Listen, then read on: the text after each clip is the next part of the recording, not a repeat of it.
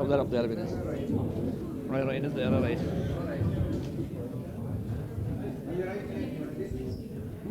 One, two, three.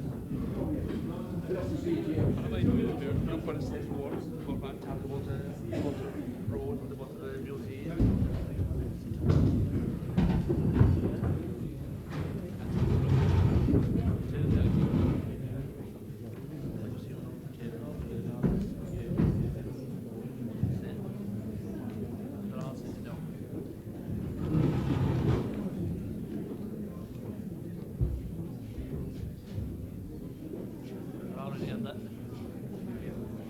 To get the horse.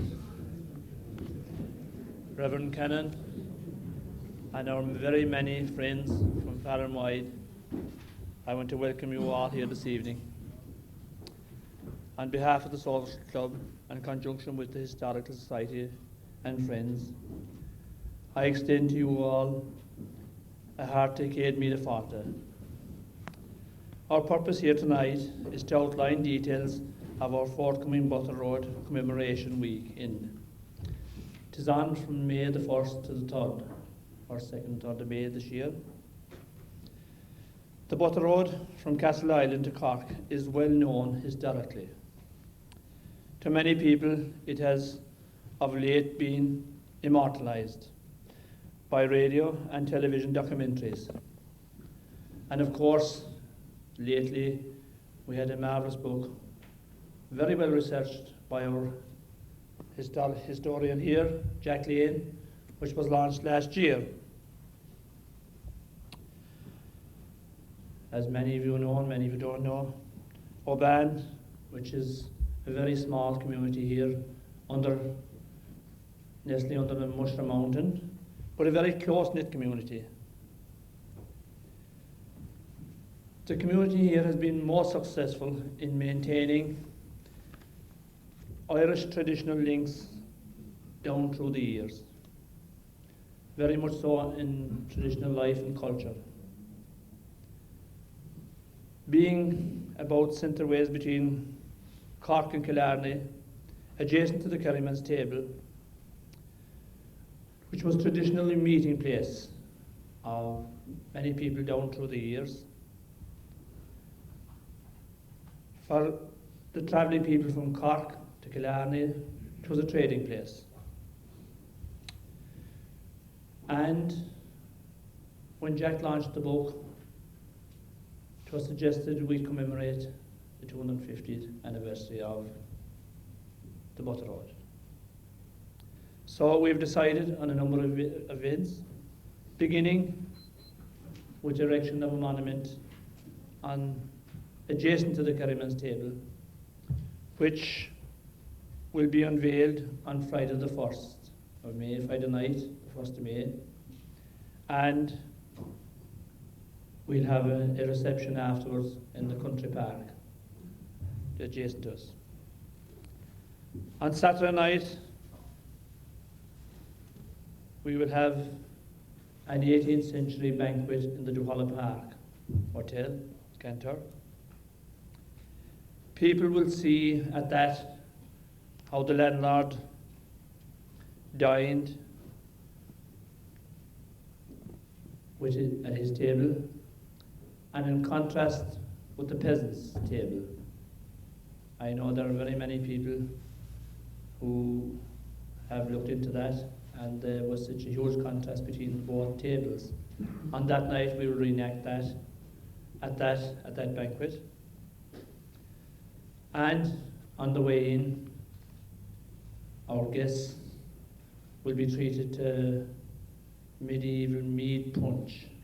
Now I know you've all tasted fabulous homemade wine here tonight, and we still have more, I think, but this will be different again, a mead punch on our way in. The guests, of course, will have a unique and a very unlikely menu to be availed anywhere else on that night. That is on the Saturday night, because there are many other things as well. On that night as well, we have different guests will be appearing as well, and there'll be music, song and dance at the time. as well that night. And of course, Sunday is our pageant day, the big day. We will be reenacting many events at the time as much as we can. There'll be arts and crafts. Many contains of yesteryear. There'll be several guests reenacting different things at the time. I don't know, at the press release, maybe there may be some of them on what we will be doing. But even further to the time, there are many things under discussion yet at the moment, and we hope to finalise many of them in the coming weeks. That will be on the Sunday. And of course, which is traditionally here down through the years, we will finish on Sunday night, weather permitting, with an open-air country dance, which our band is now widely famous for. That's on the Sunday night. That's just a brief outline of what will be happening, because we could keep going all night. There are many more things to be finalised, as I said, and we hope to get them finalised in a couple of weeks. So with that, I'll say no more to you, because I have a few speakers with me, and I suppose I think I'll call on the man that was all the cause of it first, Jack Lane. Yeah.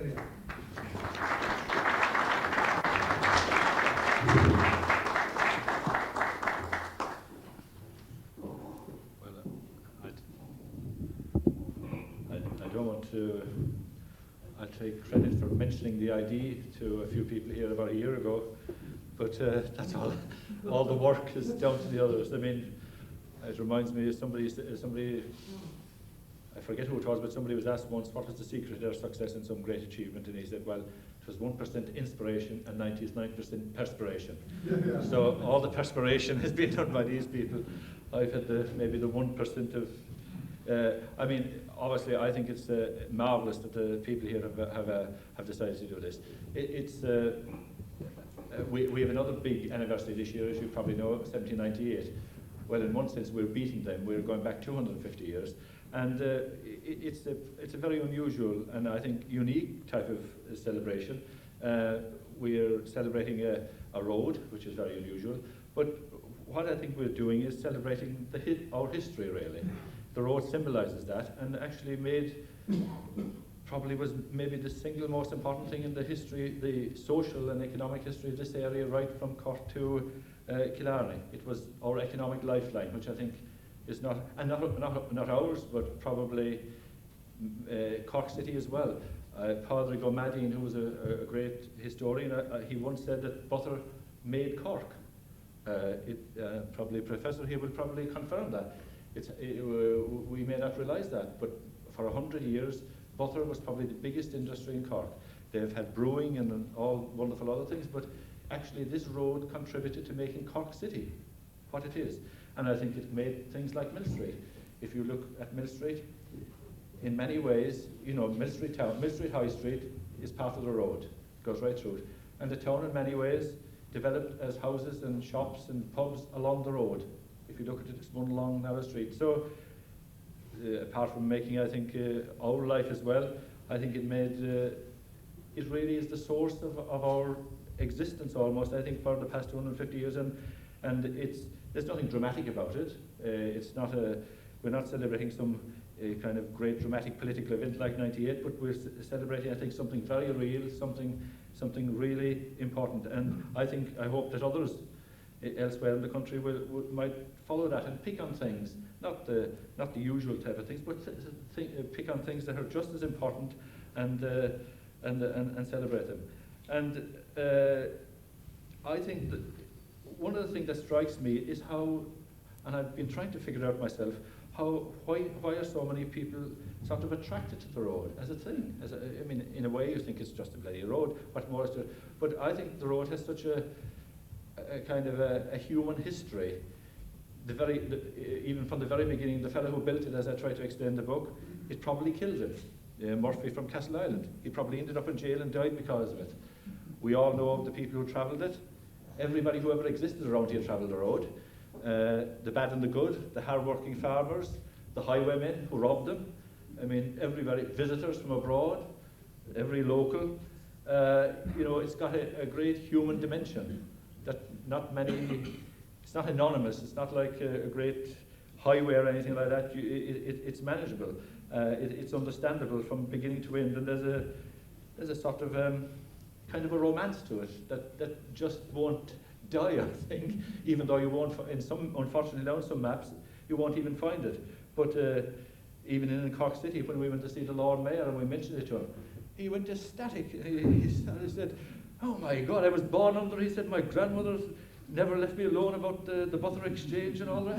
We couldn't stop him talking about it, the people who were there remember it. So he's that type of chap, but he really got carried away with this whole idea. That's why he agreed to come and open it. He couldn't get enough of it. So, and I think he instinctively, being a real Cork City man, he knew that it was part of his, it was in his blood. And I think we shouldn't be just, as John said, this is an appropriate place. We're in the middle of it, really. We're in the middle of the road. The Kerryman's Table is the place where the people stopped and rested and traded and all the rest of it. So it's very appropriate that we are doing this here. We're in the middle of it. And one thing I'd like to say as well, that even though we're celebrating the past, I think we shouldn't underestimate the potential of the road. It's not all over and done with. The very job it set out to do 250 years ago, to be the quickest and simplest way to get from Cork City to Killarney, is still true. There's still a need for it. It's still the easiest way to do it. Not many people know that. I've had people out from Cork City, reporters and all that, no disrespect to reporters, and they said to me, now how do I get back to Cork? I said, just go on that road and go straight. Yeah, but where do I turn off? I said, you don't have to turn off, just go straight and it'll take you into Blarney. And they didn't realise it. It's an asset. The road is an asset that is there to be utilised, and I think it could be, as it was in many ways the basis of the communities along it before, it could revive a lot of these areas. If people, now it doesn't have, there isn't one signpost anywhere along it that says this is the Mother Road. Now I think that's a great pity. Just from a pure, sheer convenience point of view, anybody who lives between Killarney and Cork, the easiest way of travelling between either place is along this road. And people don't know that. It's straight, it's practically straight, ideal for modern travel. It wasn't ideal, that wasn't a very sensible thing to do 250 years ago, build a straight road.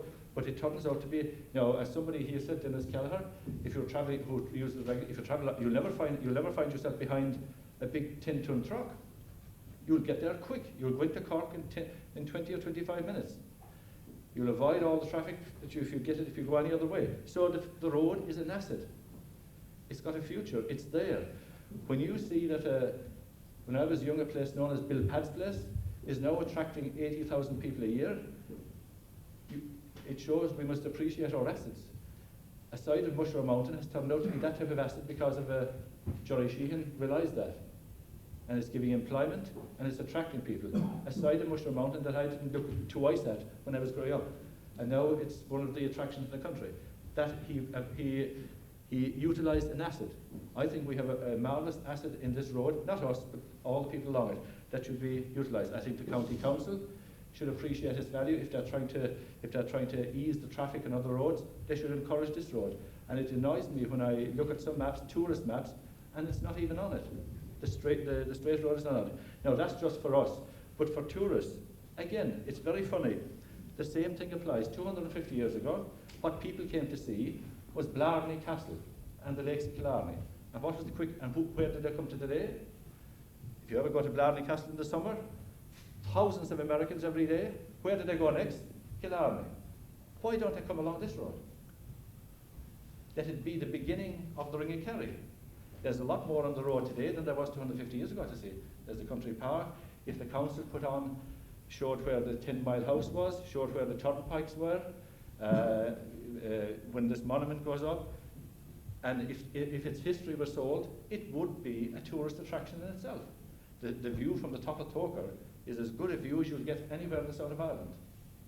It could be a tourist attraction. So we should appreciate, this is not, you know, we don't have to be sentimental about this. the road is an asset. It's underutilised and underused and underappreciated by ourselves as much as anybody else. So I think we should use this as the beginning of giving the road another 250 years by pointing out to the council, to the county council, who are marvellous lads, pointing out to them how beneficial it could be to them from when they come to planning their traffic and all the rest of it. It could be of use to the people along it, as I say. So, and they could begin by putting up a few signs showing that there's a butter road. There isn't one in the whole 56 miles of it. So that's why I think that this celebration should be a celebration, but it should be the beginning of the future of the road as well. And it could be of benefit, of real benefit to every one of us and to the whole economy like it was in the past.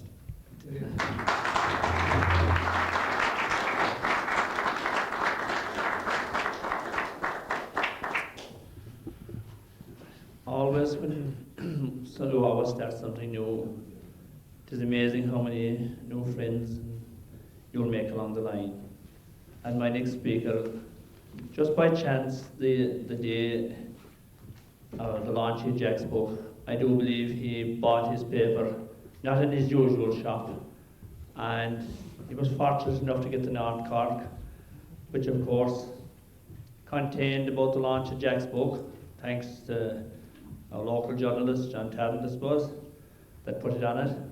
And he immediately found out our ban, and since then he has come. We invited him to a meeting here one night, and I suppose the minutes of the meeting were never taken anyway because there was a lot of yarns told. I don't know how much was discussed as far as the butter road was concerned, but we had a mighty long meeting anyhow with him. But I think it was more yarns we were listening to. It was most entertaining meeting that night. So he's been a great friend to us, great inspiration with us and behind us, and he's doing as much as he possibly can, and I think he'll do a lot more. And I'll ask him to say a few words to you. And the man who's alongside me on my left here is Professor Chris Sinnott from UCC.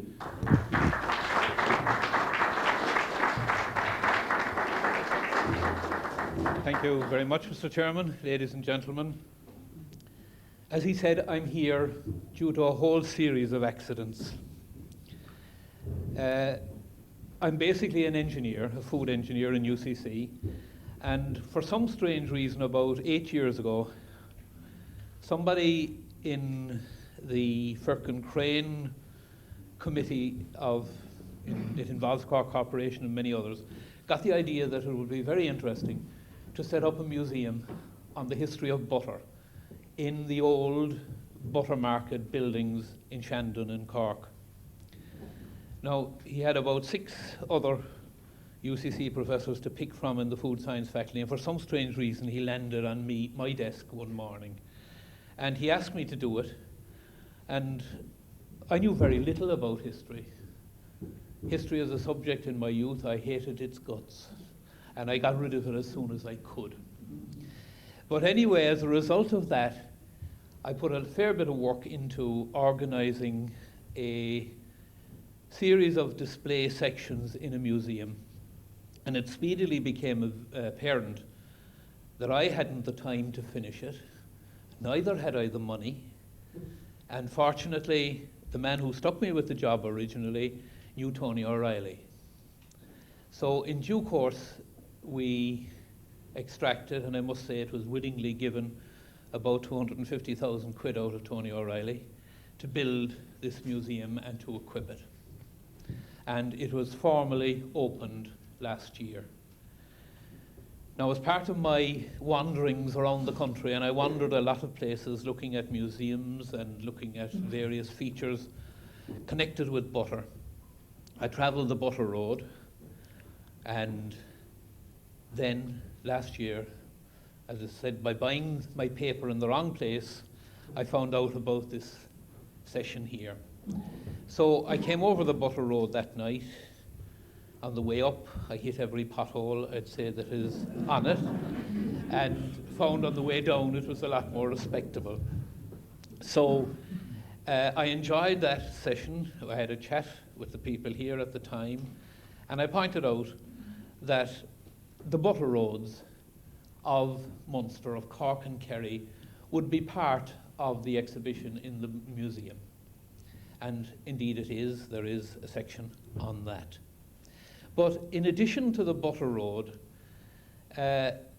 we were concerned with looking at the historical place of the Cork Butter Market in marketing butter around, and I'm not saying around Europe or anything else, around the world. It's possibly a little known fact that for something like 100 years, the Cork Butter Market controlled butter marketing around the world. They had a unique and wonderful system of beating fiddlers. Nobody could beat the system. They had a whole series of different inspections, and they were put together randomly for every farmer. So no farmer could go in with a heap of rubbish and know that he had friends who were going to grade it up. That just didn't work.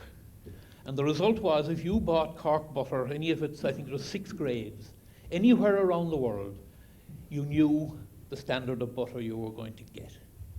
And as I said, from somewhere through the 18th century, I suppose, up to just after 1900 and something, when they sort of went out of business with the development of creameries and all that sort of thing, that butter market thrived.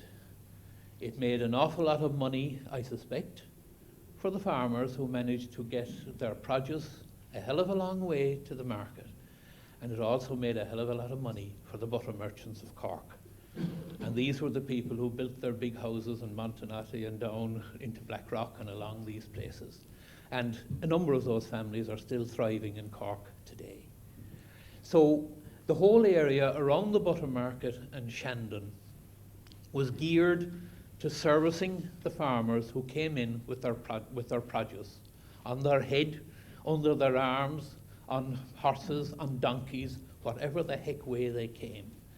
And they, around that area, they provided the food and stabling, I presume, for horses on occasions.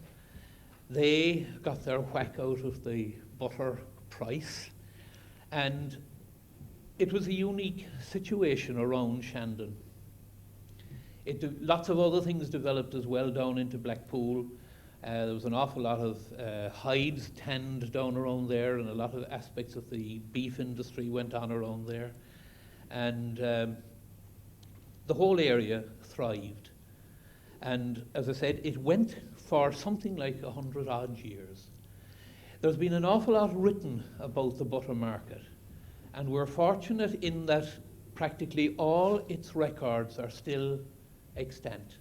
They are in the Cork archives in the Old Christ Church in South Main Street. They are still intact in there. So it is a wonderful source material for people who are doing research in the general economics area. And there is one very well-known PhD thesis which was written by, I think, a guy called Donnelly from an American university, which looked at the whole history of the butter market. And indeed, I know one former student of ours as well who went to work in York University, did quite a bit of work on one aspect of it. So the fact that so many records are there enable people to go right through the price that was paid, the amount of butter that was produced per week, right along through 100 odd years. And as I said, that academically is a great resource. So in the butter market, we put together an exhibition of old butter making equipment from the farm days. The flat pans for skimming, the more modern small separators, tabletop ones and freestanding ones, the butter churns of various design, from again tabletops up to the ones which rotated on their axis or rotated on the cross axis. We have examples of all of those on display. We have quite a bit of stuff from the National Museum in Dublin. They have a fantastic stock of heritage material in store in various places, which they are trying to put together in one central location in Dublin. And they have given us quite a few bits and pieces for the Butter Museum. Another area that is of interest if you visit this museum is there is a very fine painting of Cork City around the time of the butter market from somewhere up on the north side of the Lee, and you can identify some of the various buildings that still exist and the different openings for Patrick Street and the Coal Quay and all the rest of this. It's a very fine setup upstairs, and that can be seen. There's a lot of photographs, there's a lot of historical material, and I would emphasize two things just before I finish. One, we're interested in a thing called bog butter, which some of you may have heard about, and maybe a lot of you have heard. This is butter which was buried in bogs in Ireland, and indeed in other Celtic countries, maybe going back 1,000 years. There have been finds of this butter all over Ireland, relatively few in Cork and Kerry, I have to say, a hell of a lot in Tipperary and in the Midlands, quite a few in the north. You can get academics arguing over for a long, long period as to why it was buried. And it generally was buried either in timber firkins, hollowed out tree trunks, some animal skins. One of the pities of it is that the archaeologist could do nothing with the butter, but they could do a lot with the containers. And they have been working on that area to try and date, using carbon dating and all the rest of it, to try and get accurate fixes on when this stuff was put in the bog. Was it as a vote of offering? Was it to hide the food in the days of scorched earth policies around the country by British military? Was it a case of, as somebody has suggested, that they buried this butter with garlic to get a very tasty butter for after Lent? There are all sorts of speculations on this area, and we have a firkin of this bog butter in the museum in Cork. When the butter market went out of business and the co-ops took over, eventually another marketing phenomenon took place, which was the development of board banya in this country and the marketing of butter in that way. And we have quite a bit of up-to-date information on the structure of board banya, how it worked, how it developed, the Kerrygold brand and all the rest of it. And there is a very good video there of footage from the old creameries, farmers bringing in the milk and churns and all the rest of it, right through to the more modern end of it. So between the equipment and the history and the part UCC played as the only dairy science faculty in the country from around 1927, and the fact that it trained most of the big wheels of the Irish dairy industry that are still knocking around, and all these things are covered. So I would suggest that anyone who has any interest in butter and all its aspects, that a visit to that museum, this is the pure commercial now, that a visit to that museum and the few quid it will cost you would be money well spent. And if you do, I hope you enjoy it, and that you bear in mind that the Butter Road was one of the main feeders of material coming from Kerry, from a lot of the peninsulas in Kerry, a lot of the peninsulas in Cork. And I think Jack mentioned there that a lot of these people were robbed along the way. Just outside Cork City, on the way out towards Muskerry and heading towards Macroom, there is a rock which is called the Vagabond Rock. And that is where the local operators used to hold up the farmers on their way back with their money. I believe there is a similar place down near Skibbereen. Somebody has told me there's a place down there called Glonagadi, and it was the same idea. The local farmers were knocked off there too. And eventually, of course, they began to group together to bring their produce in a stronger fashion, or they could withstand these type of attacks. So there is great history on the Butter Road and all the other butter roads. And Jack mentioned that there's no acknowledgement on this road that it is a butter road. But if you go down into Kerry and places, I've seen them around Stag Forth, which is down around Kenmare and on that way. There's a track and it's labelled Butter Road. So other people are using it for tourist development and tourist potential. And it would be a pity if we have something that's 250 years old, which has played such a role in the history of County Cork City and down here and Kerry, that some better use was not made of it. And hopefully, developments like this and programs like this in this place called Oban, I have to admit, it took me 6 telephone calls to find out where Oban was the first night I was heading here. But at least I found it. And as I said, I've had a lot of pleasure in dealing with the people, and hopefully it will continue. Thank you very much.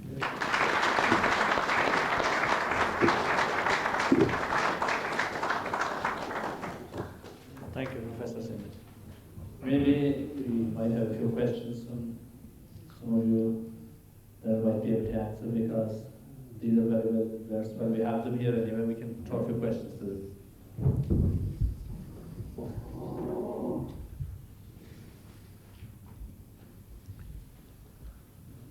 I wonder, is there any record of the quantity of water that was exported out of the country in any one of those years? Because I suppose cows would not produce a great lot of milk, and would it be relatively small? There are pretty complete records right through that period of all the butter that was exported from Cork, and I know there are figures for other centres in Ireland as well. It was substantial, but I wouldn't at this point put a figure on it. I just don't remember them. But the records are there, and they are pretty well intact. So that information is available. One of the extraordinary thing is that the export of butter went up during the famine. That's one of the things that is known, for instance, which is an amazing thing. And it's one of the things that has struck me studying it, is that it shows probably one of the advantages of the road in a very dramatic way during the famine. I think it's possible, even though the famine was bad everywhere here, I think a lot of the road was a great benefit during that period. Because you see, if you recall, the famine was caused by subsistence farming. People were driven to living off what they eating what they produced, what they created, nothing else.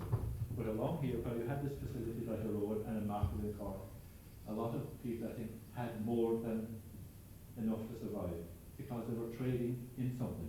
They were selling something. They were able to send a commodity into Cork and get money for it. Therefore, they had something for a rainy day. And I think that it's impossible to kind of quantify that exactly, or say exactly what it did and didn't do, because there are plenty of records of it. But that gives you an idea of what the road meant. And for instance, there was a big inquiry about how to help the unemployed in Kerry around 1820. And everybody who gave evidence said, we've got to build roads. And the only road we have is this road to Cork, and people have to travel for days on end. And what they didn't have was, I mean, you see, the road, this road is like what the railway was to other communities. What an airport is like. We had the equivalent of a railway and an airport 250 years ago. The modern equivalent. That was the modern, a straight road, a sound road that you could travel on. That was a rare commodity. And I think the kind of, as I said originally, sort of the affection people have for the road is, you do find it in other places for railways. People love their railways. You know, they don't want to close down the railway station in France. The railway station is the centre of any village. You know, the government subsidises it. It will never be able to. And but this road has that sort of it was that sort of a fact of life here. So I think, you know, I couldn't give you any figures. I don't know more than Professor Sinnott, but that just crossed my mind as an indication of what it meant for the place. That it was so unusual that you had people able to buy and sell things, and people rose above the subsistence economy all along it, and that's why I think it was the, as I said, I think originally the economic lifeline of all this area from Kerry to Cork, and why you know, people, because it was so successful, people take no notice of it. You know, that's the trouble with things that have run well. People start to say, oh, well, anybody could build a road, anybody could travel on it. You know, it's in places that didn't have it. They didn't know what they were missing, and I think that's one of the things that brought home to me the importance of the road when I was really up about the planning, and when I saw this thing that Butler actually increased.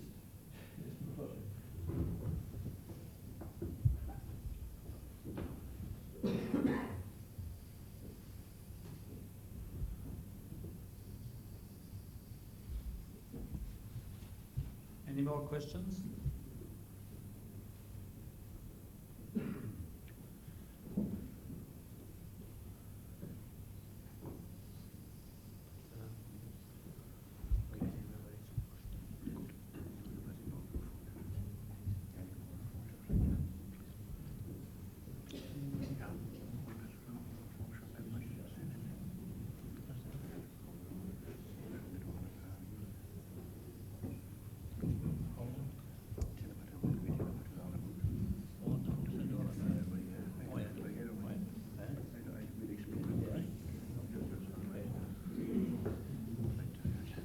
I now ask another great friend of ours to join in, Tommy, to say a few words. Tom is going to do a small bit of advertising, I think. I think that we have been very articulate what has been said up to now, and I hope I can continue the same. All I say is that of course we'll be looking for money at the end of this, etc., etc. But I'd like to dwell for a moment on the Saturday night banquet, which is being held at the Duhallow Park Hotel. And that is a banquet unusual, and I don't think you are going to see the like of that in Duhallow again or anywhere, as far as I'm concerned, for many, many years to come. Because we will have the landlord's table, and we, as John had said there early on, you will see how they lived at the time, with the pomp and ceremony of the silver. And then we will have the peasants' table, and they will be in the period of the time, because the people in the hotel, the dining room will be changed and dressed up very much to resemble that particular time in Ireland. And the peasants' food, as you know, at that time, mainly. They would have special celebrations, probably. And it is, may I explain this, it is the contractor, John Murphy, who will be giving the party that night. This is the way we'll be reenacting it. And he will have at the landlord's table, the landlord, his wife, his family, his agent, and his gamekeeper. They will be the elite. The peasants will be by themselves. We have probably 4 or 5 gentlemen and 4 or 5 ladies dressed. Now there'll be no such thing as tablecloths, just a bare table. We will get our potatoes, just fired out, and that's that. And what food had they at the time? It was mostly potatoes and buttermilk. But how did you always have buttermilk 12 times a year, or 12 months of the year? You had it because if there were 3 or 4 cows, there was one cow not left going calf. She was known as the stripper cow. Now a lot of you think a stripper, you're thinking of Rio de Janeiro and the carnival and all the rest of it. But that's a different thing. But that was the go, that cow was not in calf, milked over the winter and gave food to the family. But it was tradition up to the turn of this century to bleed the cow twice a year. But they would not bleed a cow that was heavy in calf. Thus they would bleed on the end of April to the first days of May. They would bleed what was known as the stripper cow, and they would get their 4 or 5 pints of blood, which they would mix with oatmeal, or as Ty Crowley would tell you, there is certain type of grass during the famine, and that is what they would actually eat, and that is what the peasants' table will really have. So volunteers can put up their hand. You know. Now, there is something that survived in Ireland until, I suppose, it has survived in certain places, yes, but people disgust when you say to them now, and that is the beastings from the cow calves. And that was actually boiled in many, many houses in those times. We have to remind that in 1748, I think about the year in our history anyway, and a lot of historians here, Ireland would have had hardly 3 million people that stage. In 1848, they had 8 million. Thus the population was rising, but people were living harder and poorer. And I would say in 1748, the Irish people were never as depressed in the history of Ireland as they were at that period. That is my personal and honest view. Because they were downtrodden, they had no right to say anything, they had a certain religious persuasion which they were not allowed to carry out or enact, and that did not come for 70 or 80 years after.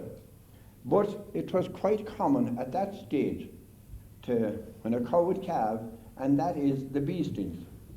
That was boiled, and they eat it with relish. Now, disgust people now, but you can travel some of the best restaurants in the world, and you still get the very same thing under another heading, but you just don't know what you're eating, and you pay big money for it.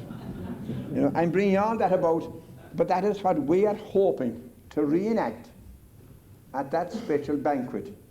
We will have the medieval mead punch.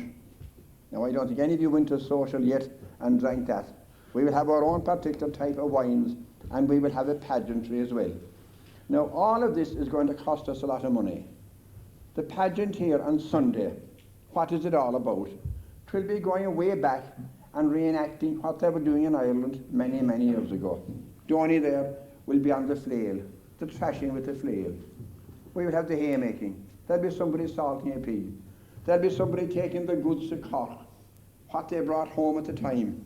There will be the woman, the widow, bringing home her dead husband, who was not doing the best of things and lost his life in Cork, you know, and all that. Now, there was such a thing around here as well as the ghost of Mama.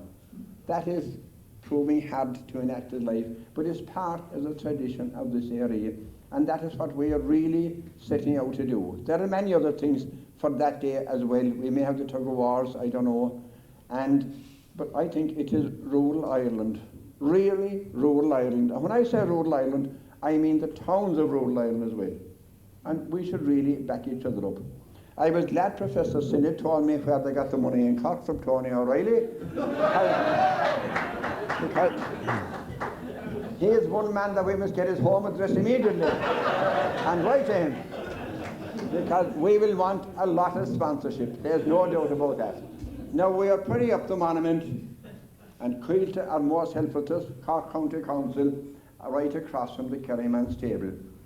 That all travellers in years to come, when we are all long gone and only just dust, they will look and read it and say that somebody put that up. And isn't it right in Irish history? In Irish history being turned and warped left and right for somebody's idea, have it factual for God's sake and have it right. And that is what the community here are out for. I think this is one of the best communities of all time. They haven't got a post office, they haven't got a Garda station, they haven't got a priest house cannon, and they haven't anything really, and they're surviving as a community, and they're an example to the rest of Ireland, and we should all go out and support them. And thank you very much.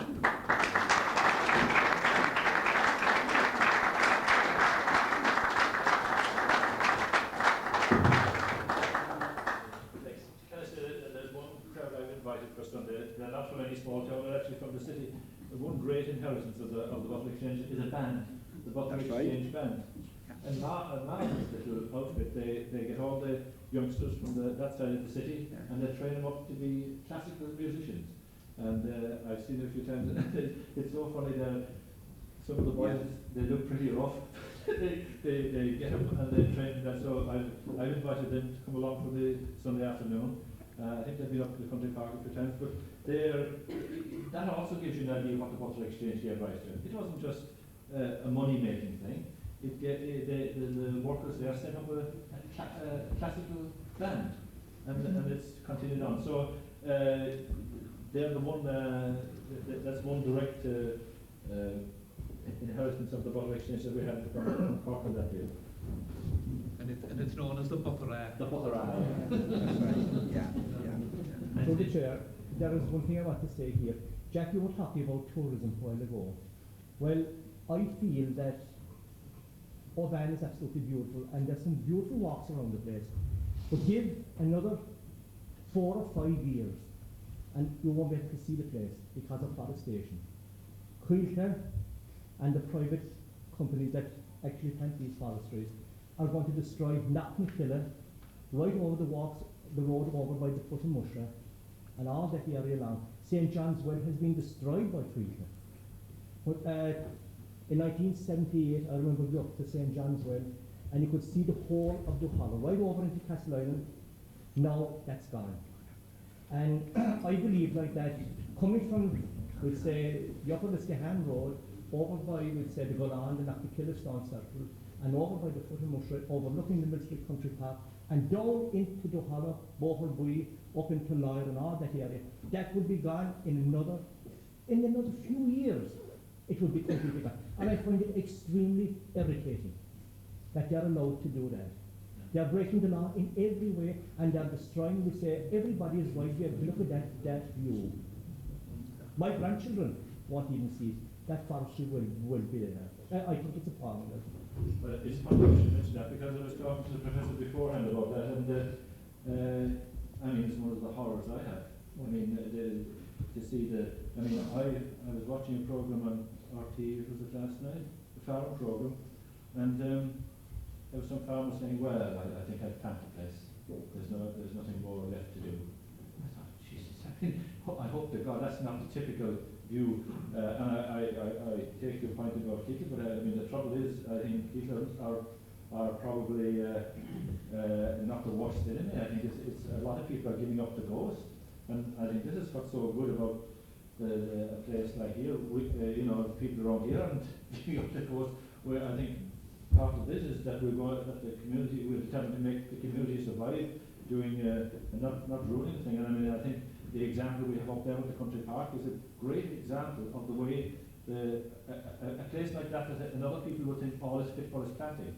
The other way it can be developed.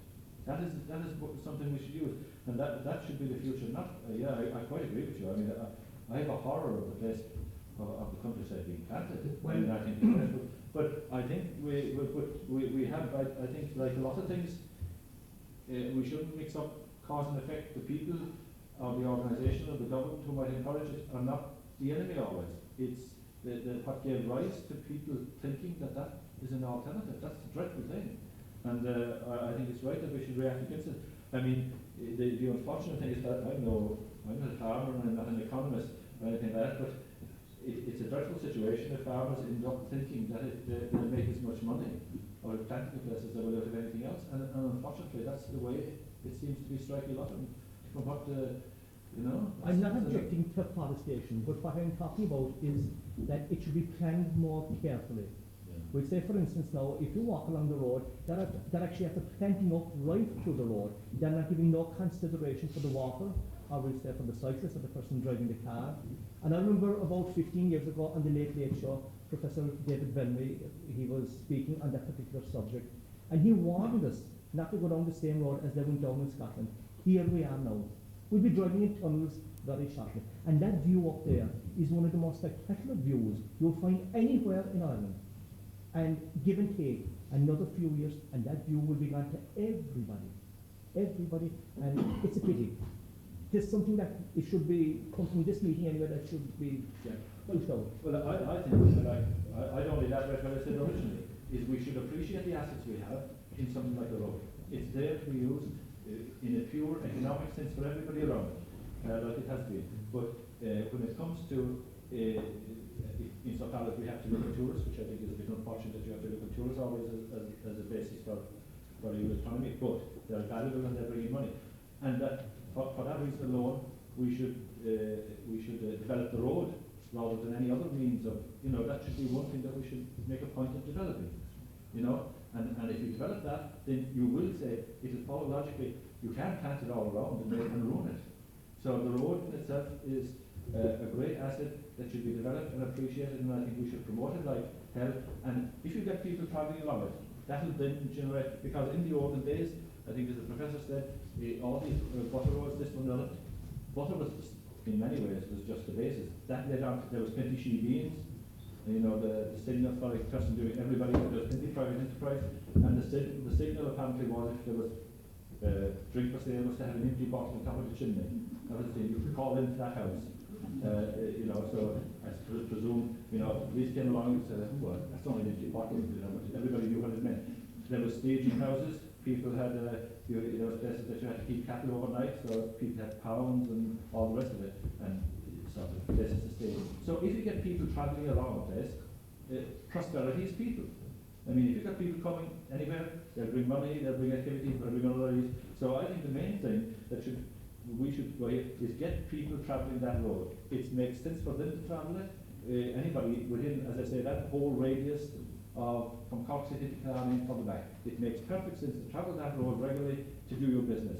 If you keep that up, you'll have other things developing, and it would help to prevent, because people will then start appreciating the scenery and other things, and to prevent the type of things that are happening. So I think that we're on a real winner here, really, if we develop the road. And by the way, there's massive improvements in it. I mean, we obviously know the one here. That's really extended now over the hill. And I noticed there's great improvements. There's only a few miles of it now. It has potholes. I don't know, a professor might have noticed it. Yeah, if you go back, you'll probably see it's a lot better than it was. So the thing is, I think that this is not just, as I say, we're celebrating our past, our history. The road symbolises us. It's continuous and it's changing all the time. That's really what our history has been about in developing. And I think it could be the key, one of the keys to the future of this whole area. Getting people using that road. It's there to be used. It's totally underutilized. And if you get people travelling it, you'll have other things developing, shops and all the rest of it. And people, I think, who don't realise at the moment, people in Cork City, they don't realise that they have it. And I think a lot of people even on the others don't realise it's there. And if they start using it, they'll start complaining about making it better. And I think you, as far as I can see, in our small way, that's the thing to do. And I think it would help prevent your problems. And it'll I think there's no doubt that obviously farming has to change in the title. And again, that's another great lesson to learn. They only got, as the professor has out there, a marvellous industry, one of the most successful in the world. That went. We've got to be ready for that as well. The most successful industries you can have, the biggest in the world, can change. And you've got to be ready to adapt. The butter market, as I understand it, the butter market people couldn't adapt to change. They couldn't adapt. Because what came in was, they were depending, one of their secrets was salt for preservation. What came in? Refrigeration. That had advantages over salt. That's what, they couldn't adapt to that. The co-ops came in, and that sort of, then the margarine came in, butterine, and they couldn't adapt. So there's a lesson to be learned there. You can have a marvellous industry, the best in the world, but face facts sometimes. You've got to change. If you want to survive, you've got to change. It's not giving up, and it can be horrible, obviously, for people. But I think there's so many changes going on at the moment with the basis of agriculture here that we've got to think about fundamental changes. And I quite agree with you. That's one way we should not go. Tourism is another way, but it's not to be all and end all.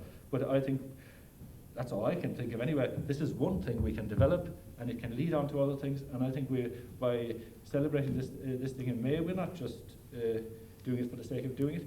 I think we should start putting pressure on the county council to develop it, to put signposts on it, to make it a tourist attraction, to point out its benefits, and that will lead on to all sorts of other benefits and prevent other things happening that might be a lot worse. So I quite agree with your fears. But as I say, there's the more you look at that Butter Road, there's an awful lot of things to be learned from it indirectly. Like you've got to change, you've got to adapt, but adapt in the right way.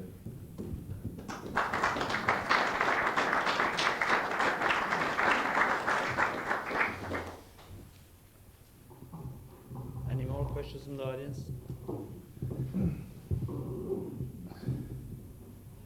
Well, there's traditional here in Ireland, of course. We'll have a cup of tea when we're finished. Maybe Tom will put you off by his menu. And we have no beer sticks here, really, surely that. Tom didn't bring the beer sticks, he said he's coming someone nice. Go on to it. As I said at my opening address, this is a huge event for our man, and it is not possible to the committee on its own had we got many friends to join us. Without them, it would be impossible to run it. Now, we do hope that some of the events will be self-financing, but as Tom said, we will have to raise a substantial amount of money. I think it's somewhere in the region of 18 or 20,000 pounds it will cost us the weekend. It seems an awful lot of money, but there's an awful lot to go into it. And we hope to be able to raise some of ourselves, but we will definitely be looking for some bit of sponsorship along the line if we can. Now, there's, as I said, Oban have a great tradition, and for a small community, I suppose it's very hard to survive today, as most things move on to towns, but thankfully Oban has survived that. There's a huge big loss of population, but still, we're very proud of our tradition here. As long as we can, we'll try and keep it, because I think to the shame to see country areas dying away because they're only heading for the towns. Very few places now, many countries, situations like the Oban, they're dying away. And it's a shame, because in time I think we will regret it. And I see one man here, head in the hand, Kish Game. I welcome him because he's a great supporter of that. And very much in our own line, he has fought hard for it. We are fighting hard for our survival here, and I think the Butterod, to commemorate the Butterod, is something that we are looking forward to, because it has kept us firmly in the map. Now that we have such a fine road, most of the ways, as Jack said, we've only a very small bit, and hopefully that will be improved as well. And it's amazing the amount of tourists that are around in the area, and then when they have good roads, they'll come more often, and that's, as we said, people are money in the area. Now, before we finish, we have the tea. I'd like to thank the people that produced the food here for the tea. You have a cup bit of it, the bread. There's some lovely bread here. I don't know who baked it, but I've never seen cakes like that before in my life, and it's many of you haven't. But we'll have a small little taste during the tea. Does this gentleman want to speak? Neely? Sorry, Mr. Chairman, but I think I'd like to speak on my own behalf and on behalf of the whole lot of us here tonight. We're charmed to be invited here tonight. I was delighted when I got it, because I have admired our band over 20 years. I've admired the spirit of the place. And the one fella I couldn't help thinking of tonight was Sonny Buckley's on Russell. And St. John's Well, which was mentioned there. Sonny was dedicated.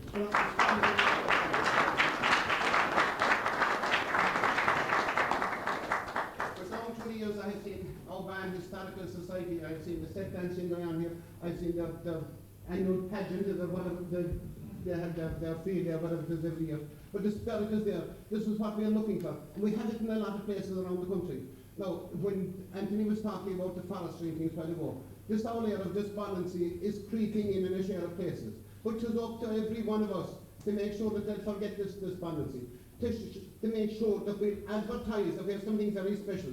Our rural way of life is very special, and we must fight rural decline, and you're going about it the right way. I think this is the start of something very big, because tourism is a big industry at the moment, and if you can advertise and market that road, and get the tourists to come along the road, you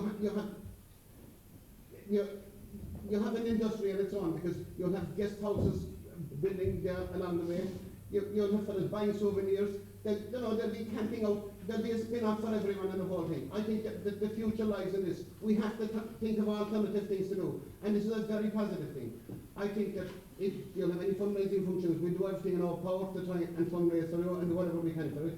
And I think that every community should come out and support our band, because what you're doing is commendable, and I can guarantee you that we in Kishkin will back it 100%.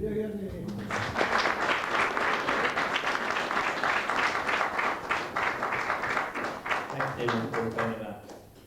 Now, finally, a small community like this, I always believe, need the media to keep in the public image. And we are very, very lucky here in Oban. We have agreed very, very well treated by the media. Anything that goes on, give them a shout. They're there. And I would, on behalf of the Historical Society and the Social Club and our circle of friends, I'd like to especially thank the media for what they're doing for us, especially for this, because, as I said, all the towns and cities that seem to grab most of the limelight, and a small rural community can be easily bypassed this way. But we are fortunate, we do get our own share of publicity. Thankfully, it is the right publicity, and we're delighted with it. So I would say, on behalf of everyone, thanks to our friends in the media. They're doing a great job, and we very much appreciate it. Thank you very much.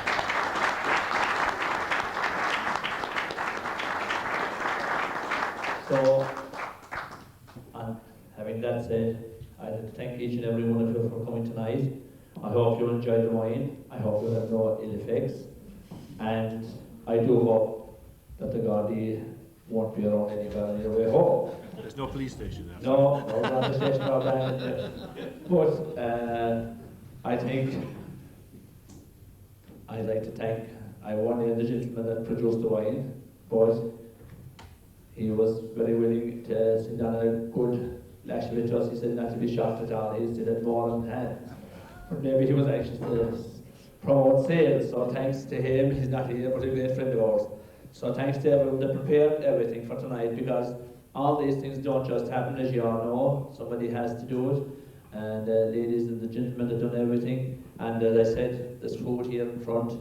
So I think without any further ado, I'll say thanks to everyone. And as traditional in our band, you don't go home without a cup of tea. So thank you all very much.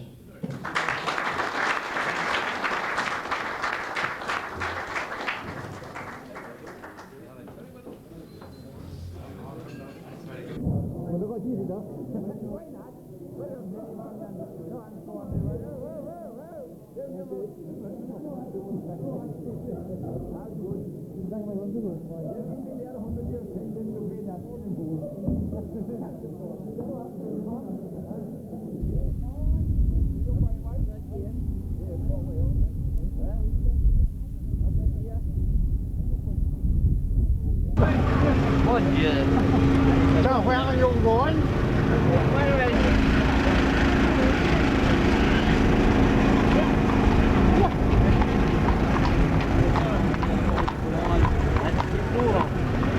Never look back out.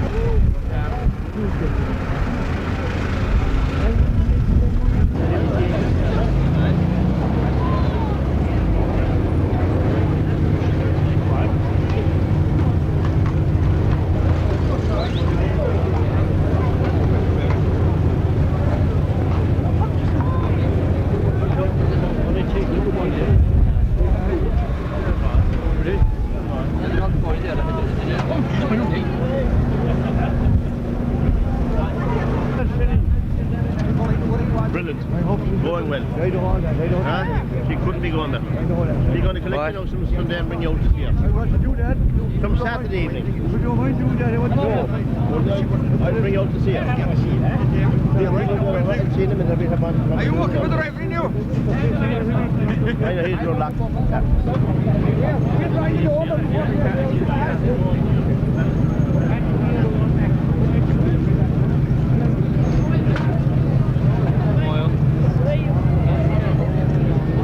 Mann!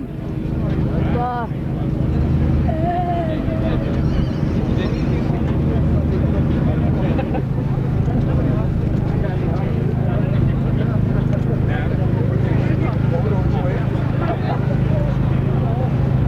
He must be leading something. You don't know, I'm not going to battle the city, but I'm not going to.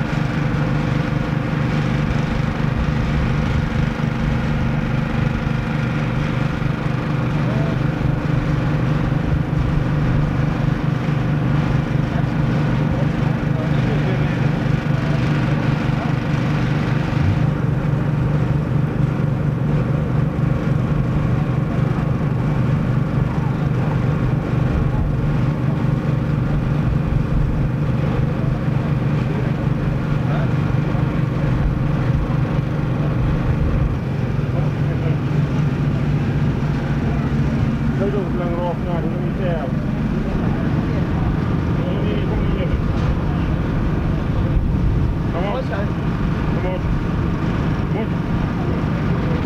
the television. Get him on the camera. Get him on the camera. RC?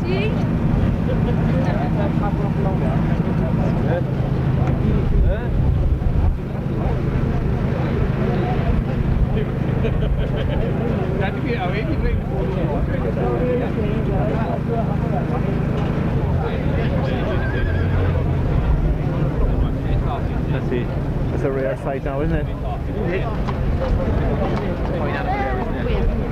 Look at the horses, the ones up there.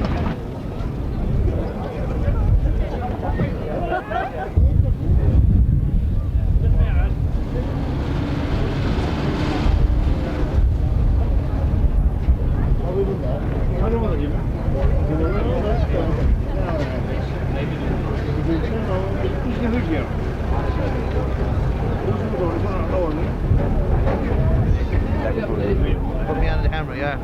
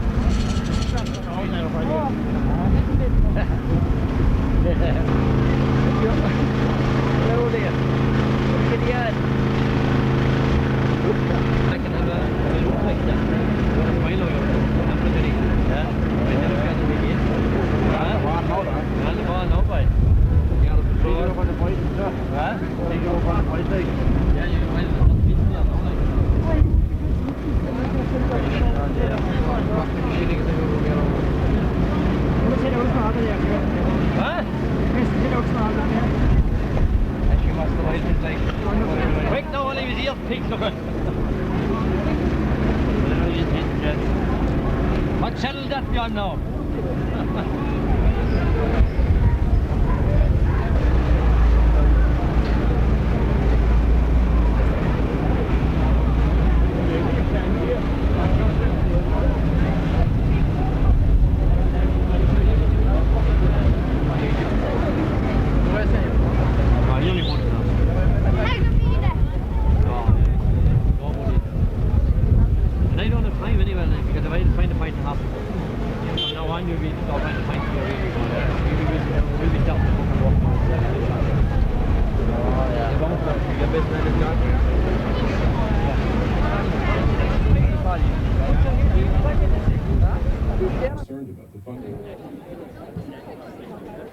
Come on, ladies and gentlemen, come on. Men or women can do this too. I said there's no sex discrimination.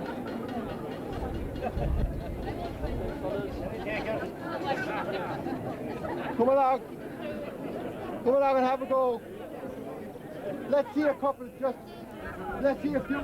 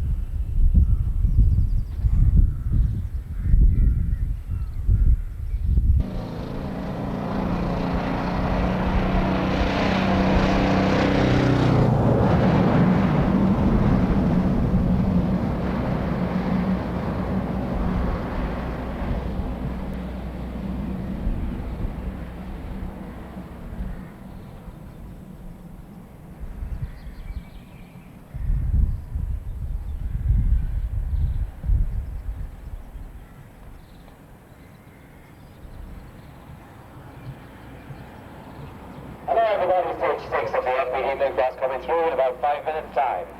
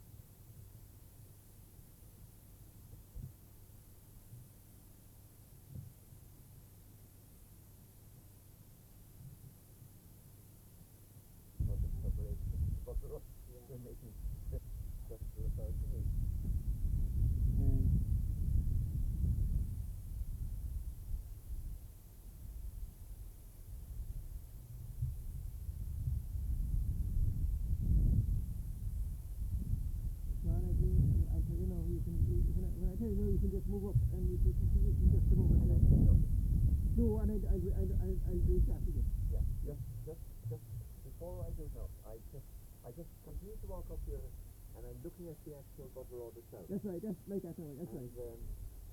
And you just face me then. And I look up, that's yeah. right. And you can go up in a wee bit. Yeah, yeah. And then that's fine, time 14, so and I just do it. Right. Yeah. Take one. Right. And the direction is that. Yeah, good direction. Right. Okay, so I'm looking at this coming on now.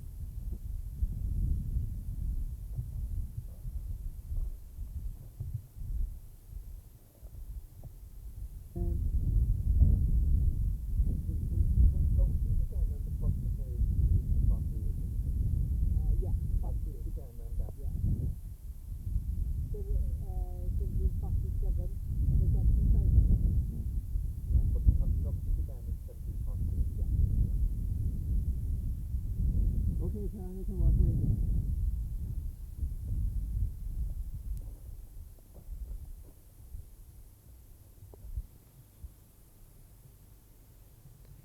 It's not too often that we can celebrate the actual birthday of a road, but that's what in fact happened here at Mushra and Oban near Mill Street in May 1998.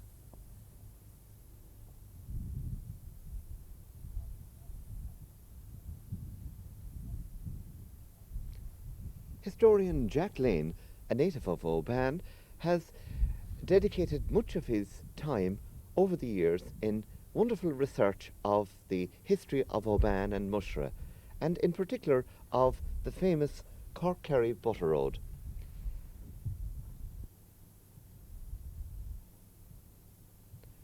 Jack discovered that the construction of the Butter Road began on the 1st of May. Jack discovered that the actual construction of the Butter Road began on the 1st of May 1748. When Jack and the Oban Social Club discovered this, they felt that it must be commemorated in a very special way. All right. I have to think back. Right. Yes, months of preparation were involved. Right. Several months of preparation were involved. Sorry, I'm thinking now. Several months of preparation were involved. Several months of preparation were involved. And this included the production of a splendid publication. We recall this most historic weekend. Right. All right. Okay. All right. All right. Several months of dedicated preparation were involved, and this involved the production of a splendid publication. We recall this very historic weekend by joining the highly prestigious press conference at Oban Community Centre a few weeks before the actual weekend itself. I brought your son. Yeah? Yeah. Oh, you brought the sun. You brought it up. Yeah.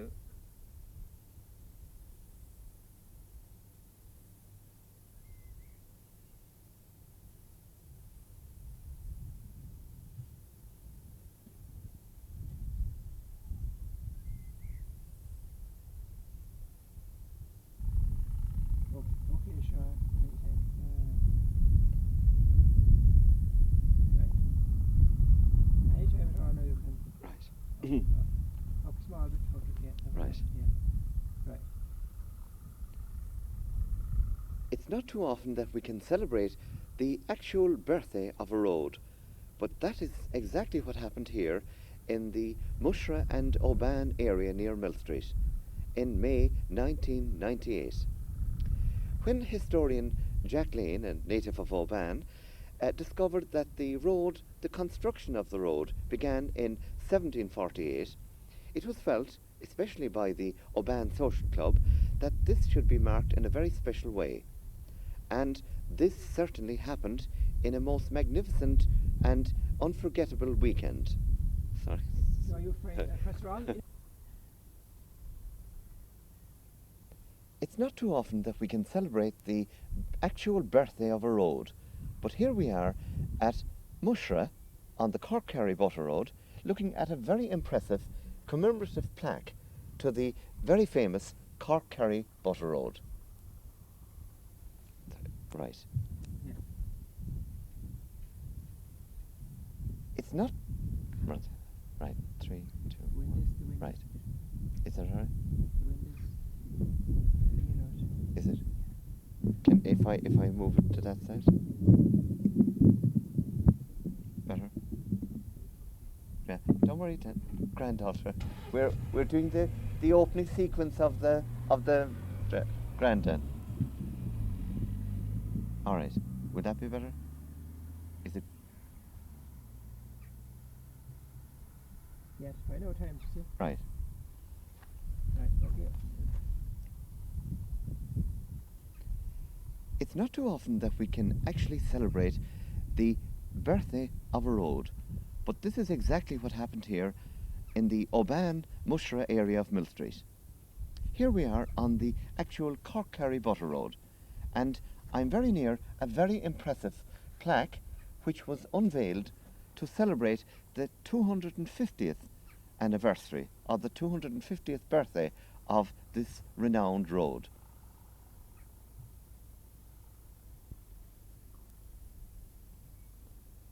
Oban Social Club decided to mark this very historic weekend, this very historic, it isn't a weekend, but this very historic birthday, this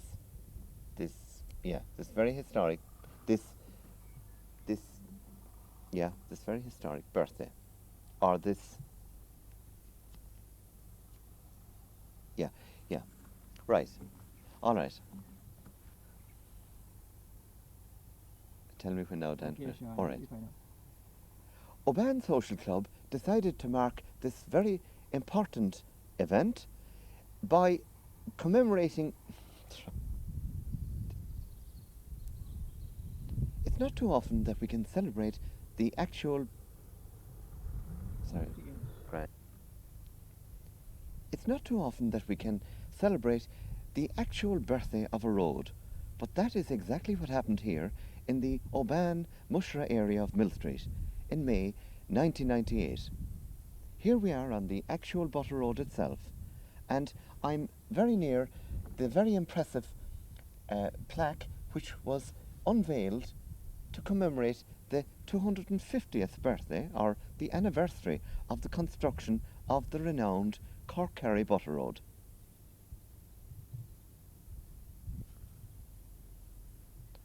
To mark this most historic weekend, to mark this most historic event, Oban Social Club, helped by many others who were so inspired by the idea, decided to commemorate the weekend. Sorry, wait, you see, I've totally complicated the situation now. I'll just say.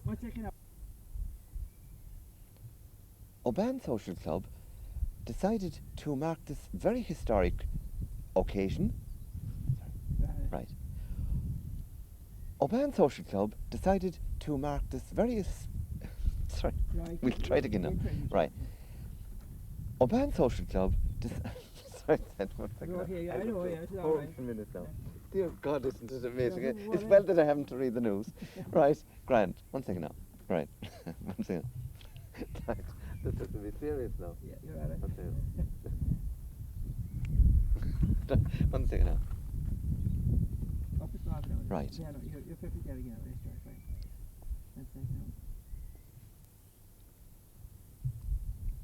now. Okay. Oban Social Club decided to mark this very historic event through organising a superb and totally unforgettable weekend here at Oban. We now bring you highlights of that wonderful weekend, that magnificent weekend here in Oban. Sorry, 1 second now. I'll just try it once more, and I'll surely... You're all right, Charlie, take it easy. Right. No trouble there. All right, this time, are you ready now? Right, is that all right? Okay, right. Oban Social Club decided to mark this most historic event by organising a weekend of commemoration, and this was in fact a weekend that was totally superb and unforgettable.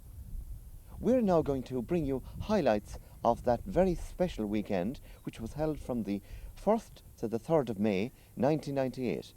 But firstly, we look back at the preparations and we join the prestigious press conference which was held at Oban Community Centre.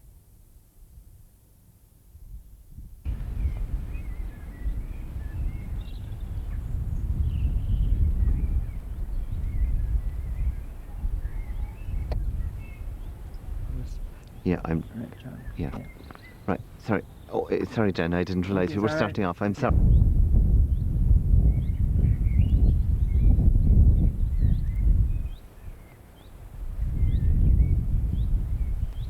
What a truly magnificent weekend, I think you'd agree.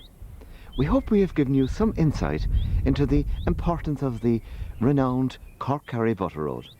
So, from the very famous Kerryman's Table, we bid you farewell as we continue our travels along the famous Butter Road. Slán is Banach.